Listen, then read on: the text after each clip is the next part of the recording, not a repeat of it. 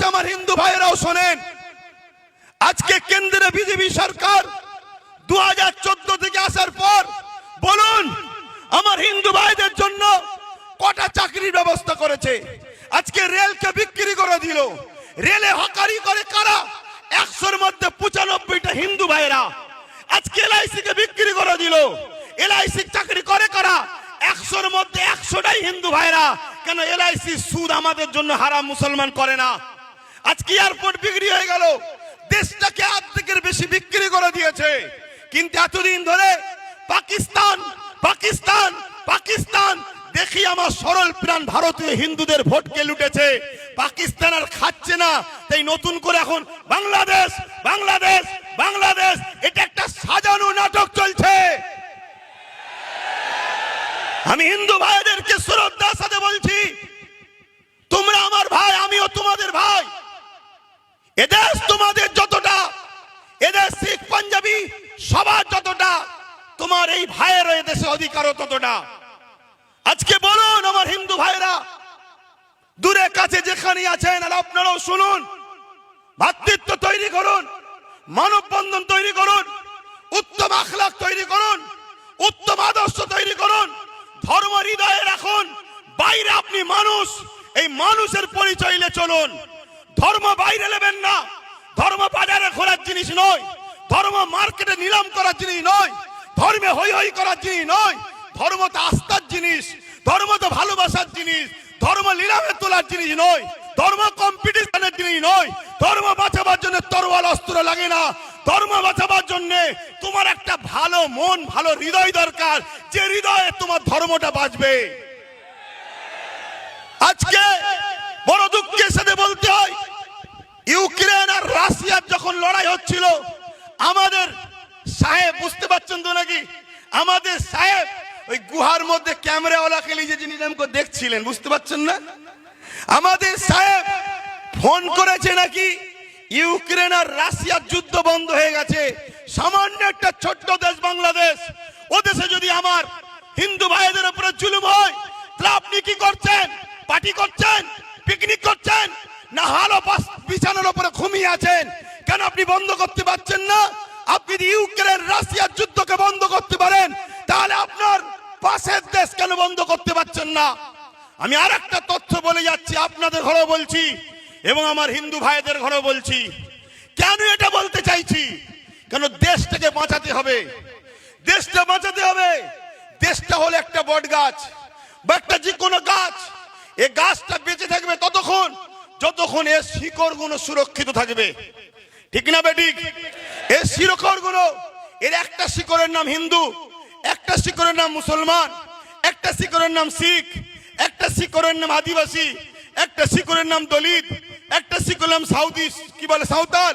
বিভিন্ন এক একটা শিকড় সবকটাই গাছের জন্য কিন্তু মজবুত। যদি একটা শিকড় কেটে যায়, মূলত আমার দেশ অর্থাৎ গাছটা দুর্বল হবে, দেশটা দুর্বল হবে। আজকে হিন্দুর দরদ দেখাচ্ছে কেন্দ্র সরকার, বাংলাদেশ নিয়ে বড় মিডিয়া গরম করছে, বাংলাদেশ অশান্তি তৈরি করছে। কিন্তু আমি জানতে চাই, আমাদের পাশে নেপাল 95% হিন্দু, সেই দেশের সঙ্গে ভারতের সম্পর্ক ভালো নেই কেন? কেন্দ্র সরকারকে জবাব দিতে হবে।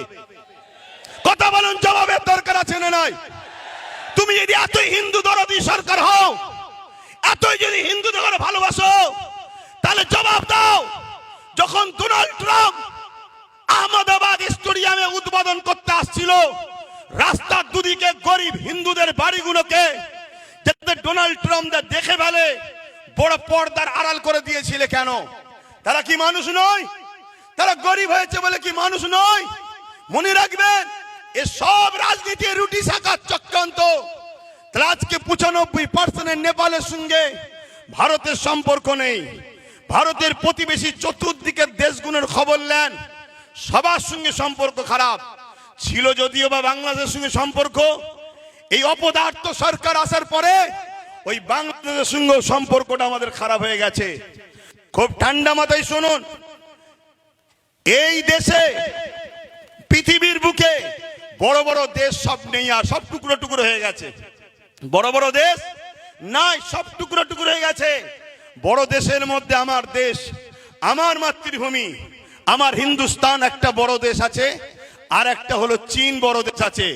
নিশ্চয়ই আপনারা জানেন চীন আমার ভারতবর্ষের একটা বড় অংশকে দখল করে নিয়েছে, বড় একটা জায়গাকে দখল করে নিয়েছে। সেই জায়গাতে তার প্রতিবাদ না করে আজকে এর মধ্যে মানুষে মানুষে বিভাজন তৈরি করতে চাইছে। মনে রাখবেন, তাহলে কিছু সমস্যা এই করিস তোরা, আমার বেলাতেই সব সমস্যা হয়। কি হলো চল না,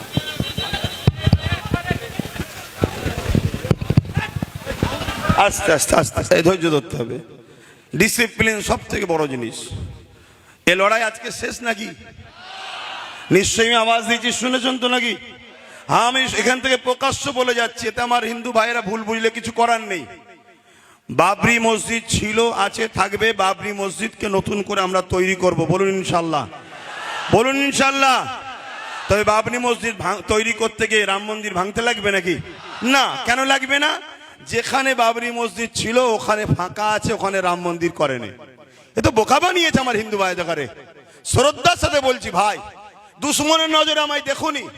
কেন? আমি ফ্রিডম ফাইটার পীর আবু বকর সিদ্দিকীর চতুর্থ প্রজন্ম, যিনি গান্ধী বাবুর সাথে কি বলে আশফাকুল্লাহ খানের সাথে, নেতাজির সাথে, ঈশ্বরচন্দ্র বিদ্যাসাগর, রবীন্দ্রনাথ টেগরের সাথে এক পিরিয়ডে বসে ব্রিটিশ তাড়াবার জন্য যারা লড়াই করেছিল, সেই পরিবারের সন্তান আমি। মনে রাখবেন আমি কি কথা বলছিলাম, এই সব বিচকানি ডিস্টার্ব হয়ে গেলে। হ্যাঁ, কি কথা বলছিলাম? হ্যাঁ, চীন চাইছে ভারতকে টুকরো টুকরো করার। এদিকে পাকিস্তানও আছে, এও চাইছে ভারতকে, বলুন, টুকরো টুকরো করার। আর সেই টুকরো টুকরো করার ফাঁদে বা ইচ্ছা করে আমার কেন্দ্র সরকার কিন্তু সেই রাস্তায় নিয়ে যাচ্ছে দেশকে। আমাদের মধ্যে ঐক্য তৈরি করে, আমাদের মধ্যে ভ্রাতৃত্ব না তৈরি করে, আমাদের মধ্যে মিলবন্ধন না তৈরি করে, শুধু একটাই আওয়াজ তুলছে, যেটা আমার বাইজিদ আমিন ভাই বলছিল, পুরো দেশ জুড়ে হিন্দু খাতরে মে হ্যায়। আগামী 30-এ, আগামী 40-এ মুসলমান এই হয়ে যাবে, মুসলমান ওই হয়ে যাবে, হিন্দু থাকতে পারবে না, এ থাকতে পারবে না। শুধু বলছে হিন্দু খাতরে মে হ্যায়। শুনুন আমার হিন্দু ভাইরা, দেশের প্রধানমন্ত্রী হিন্দু, স্বরাষ্ট্রমন্ত্রী হিন্দু, রাষ্ট্রপতি হিন্দু, প্রত্যেকটা রাজ্যের CM Hindu, DM Hindu, BDO Hindu, জজ কোর্টের মেন যারা বিচারপতি তারাও হিন্দু, সেনাপ্রধান হিন্দু, সব জায়গায় হিন্দু থাকার পরেও যদি হিন্দু খাতরে মে হয়, হিন্দু ভাইদের আন্দোলন করা দরকার। তোদের মতো হিন্দুকে রেখে লাভ নাই। দেশের প্রধানমন্ত্রী গুলো মুসলমানকে করবো আমরা। সব জায়গায় তোরা, সব জায়গায় তোরা, তারপরেও বলছি আমরা খাতরাই। তোদের মতো হিন্দু প্রধানমন্ত্রী দরকার নেই, তোদের মতো হিন্দু স্বরাষ্ট্রমন্ত্রী দরকার নেই। আমরা দরকার এপিজে আব্দুল কালামের মতো মুসলমানকে প্রধানমন্ত্রী তৈরি করব, মৌলানা আব্দুল কালামের মতো প্রত্যেকটা রাজ্যে সিএম বানাবো। এটা আমার হিন্দু ভাইদের, মুসলিম ভাইদের, সবাই আমার দেশকে বাঁচাবার জন্য আওয়াজ তোলা দরকার আছে না নাই? শুধুমাত্র একটা ড্রামা, শুধু একটা নাটক, একটা তো কিছু খোরাক দরকার। 26-এ ভোট আসছে, খোরাক তো দরকার। সেই খোরাকের নতুন খোরাক কি না, ওয়াকফকে আমি 2024 ওয়াকফ অ্যাক্ট সংশোধন করব। কি জন্য করবেন না, মুসলমানরা বড় বিপদে আছে, ওদের ওয়াকফলে বড় সমস্যা হচ্ছে।